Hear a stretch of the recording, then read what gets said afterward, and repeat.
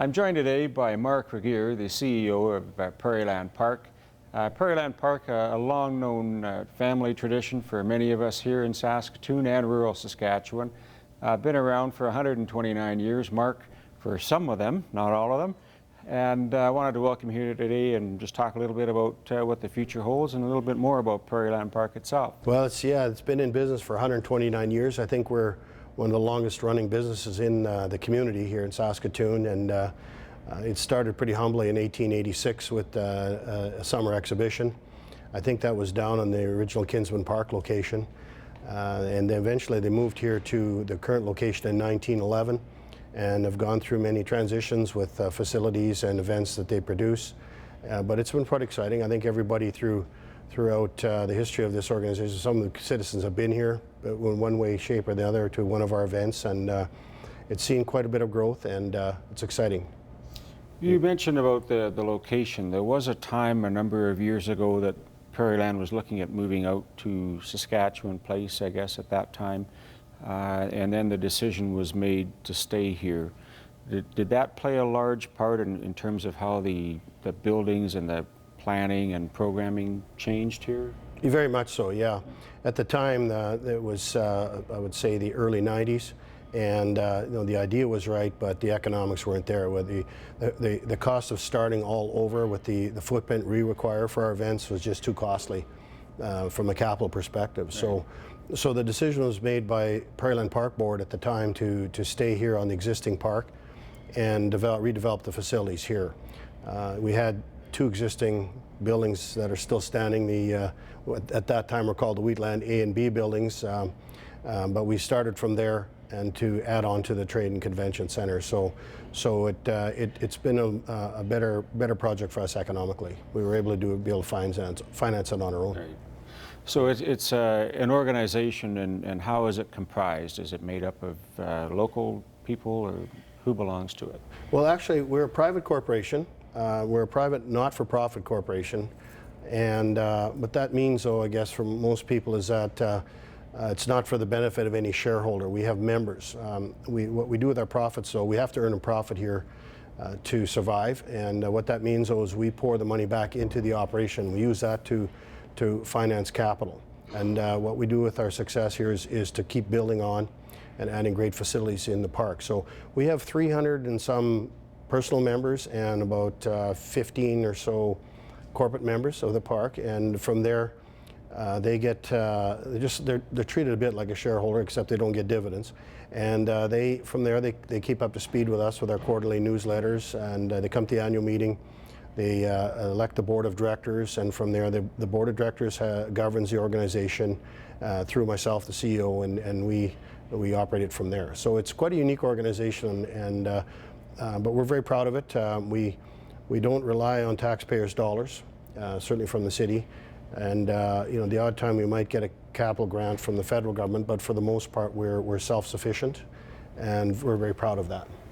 And some of the shows that have kind of grown here over the years, it used to be more of an agricultural based, and it maybe was more recognizable in the city in terms of having the exhibition week.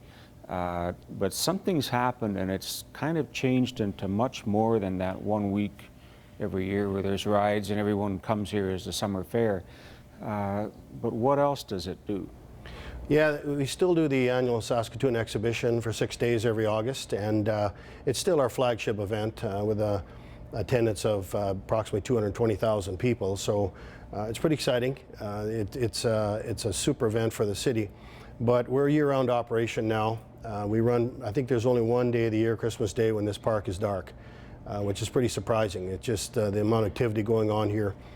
So yeah, we've moved on from just being the summer exhibition. Our busiest times of the year are actually right now, April and May here now. We're pretty much sold out in the Trade and Convention Center. So it's a very busy place. We have the Trade and Convention Center now is about 200,000 square feet of Class A trade space. It's 5 buildings connected, and we can run one major event in the 5 buildings, or we can run multiple events on any given day, which we do from weekend to weekend. So it's quite unique in that regard, and yes, it has really changed the operation.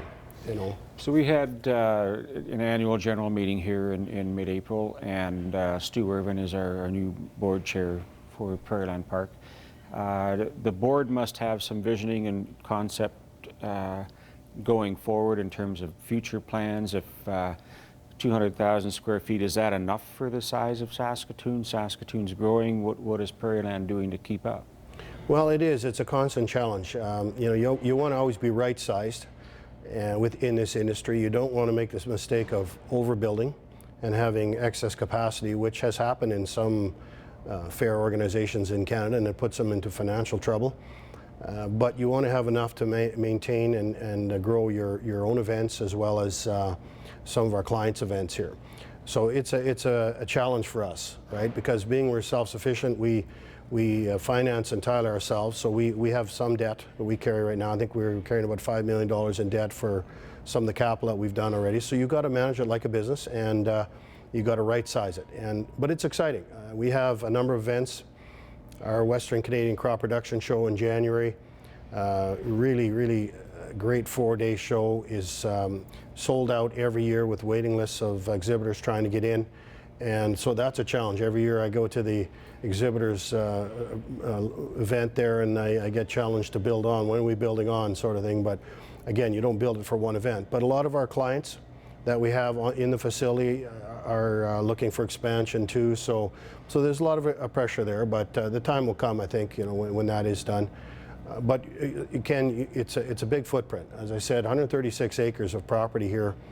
It costs a lot of money to maintain this, and even if it's just a parking lot, it creates a lot of. And then we have the, you know, outside the 200,000 square foot trade and convention center, we also have a dedicated agriculture facility that we built in 2009. We have Marquis Racetrack, which we operate, which is a big footprint and very costly to operate. And then we also run Sports on Tap, the sports bar here in town, which we use to operate our off-track betting theaters for horse racing, which is another story. That's very popular, trying to get parking near there and get a seat when you do get there. It's really a little hub, if you will. Horse racing is starting up here later this year, I suppose, with training firstly, and then a lot of employment related to that as well. Absolutely. You know, a lot of people, we've really built it up. We've got something going there. It's a unique product for the citizens of our province. We run 26 days of live racing here starting on May 29th. We go Friday, Saturday nights. That seems to be the night that people want to go out and enjoy themselves. Come early, yeah. And it's just a nice product. And what's so exciting about it is it's live entertainment outside in the summertime, right? I mean, we all want to be outside. Our summers are very short here. But it's just so popular. We have our dining room seats about 150 people, and it's sold out every night. I mean, you got to book weeks in advance to get in there. I think because people just love the environment, you know, and we get various groups in there, and then they're all betting on the horses and screaming and yelling, and it's just a great night out. And so we have big demand over there. We have an outdoor cookhouse too for people who want to have a barbecue right on the tarmac, right close to the rail.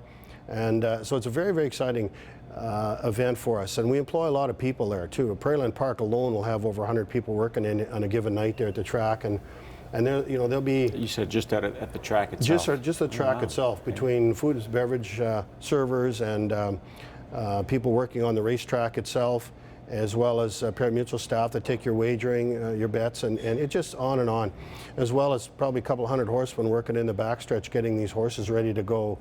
And so it's a major employer here in the spring. We have a lot of people that ship in from rural Saskatchewan for the summer, because they'll train their horses and winter them out in the rural areas where they're from, and then they ship into the city here and run their horses and make their living here. So, you know, there's probably, between our payroll and the purses we pay to the horsemen, there's probably about $1.7 million just alone in that period. So it's quite exciting, really. And you know, horse racing has struggled in a lot of jurisdictions, you know, because it's a very expensive business to run. You're competing with casinos and the like, but it just seems to have a following here in Saskatchewan, and we're pretty proud of that. We used to have the Emerald Casino, and there was a negotiation, and the casino is now at Whitecap. Is there any opportunity to maintain that relationship and still kind of grow that market here in Saskatoon? Yes, we sold our gaming rights to SIGA in 2007. And then, I mean, we turned that facility into that sports bar, which is Sports on Tap, because again, we use that for an off-track betting theater. where you can wager on 30 plus tracks in North America pretty much every day of the year. So we have that one at Sports on Top, and then we have the theatre in Regina. We have the rights for the whole province for off-track betting, and we also have a teletheatre in Prince Albert. So we cover the province with that. You can also bet online with Horse Player Interactive. You just go online and check our website, and you can set up an account with HPI, and you can wager right at home and watch the race live from your computer. So we have more and more accounts, customers doing that as well. So that's the way the technology is going.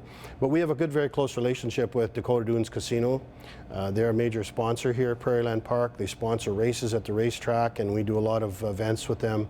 Very close relationship with Dakota Dunes Casino. And yeah, it is. It's very good. It worked out well for them, and it worked out well for us too, because it got us back to focusing on our core businesses, and certainly horse racing is a big part of that. Yeah, onward ho.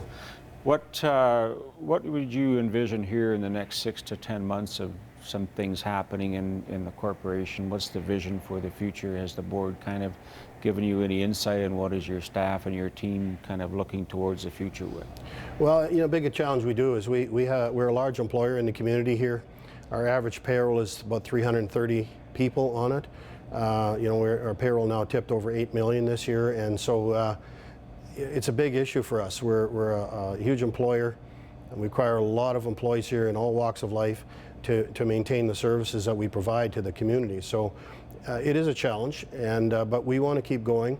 We want to keep building this facility. We've invested a lot of money, probably $30 million in the last 12 years on this property, but we just can't stop. In this day and age, people require quality facilities. The days of having a cattle show in Hall A and then turning it into a banquet the next night, that's just off the table nowadays. So if we want to have high-end events here, high-end banquets like the Premier's Dinner, you can't have cattle in the facilities, so that's why we require the dedicated ag facility, which helps our mandate with agriculture. So we're constantly pouring money into this trade and convention center because there's lots of opportunities for Prairieland Park and for the city of Saskatoon. We work very closely with Tourism Saskatoon, people in looking at bidding on major events to bring to Saskatoon. We work closely with the Hotels Association so that we can attract events here for economic benefit of everybody. And it has worked quite well. We have two major events this year. That one is Skills Canada coming here in May, which is about maybe 800 contestants, 3,000 people coming for this, everybody competing for all the trades. It's quite the deal. We had it here in 2007 and they loved Saskatoon so much they're back. And we'll hopefully get them again soon, but it's a great event for our city and we're excited to have them here in May. And then we're hosting the International STEM Fest conference here in September. This is the first for Canada. And this is a very, very unique event, and I had to understand what STEM Fest stands for. Like, are we talking about stem cells, or what are we talking about? But actually, STEM stands for Science, Technology, Engineering, and Math. So it's a real high-tech conference here. There's supposed to be 1,200 delegates coming from 55 countries to Little Saskatoon and coming to Prairieland Park for hosting this event. So that's what the opportunity for us, and it's an opportunity for us to showcase our city, and it's an opportunity to bring a lot of people to Saskatoon. So that's what the future is. But to do that, we have to have first superior facilities and first-rate customer service. Well, I think we're right at home, and I appreciate all of the work that your team and staff, and of course the membership that are involved here. Thank you, and the best of luck in the future. Yeah, we look forward to it, and we appreciate the support we receive from the citizens of Saskatoon. Perfect. Thank you, Mark. Okay. We'll be right back.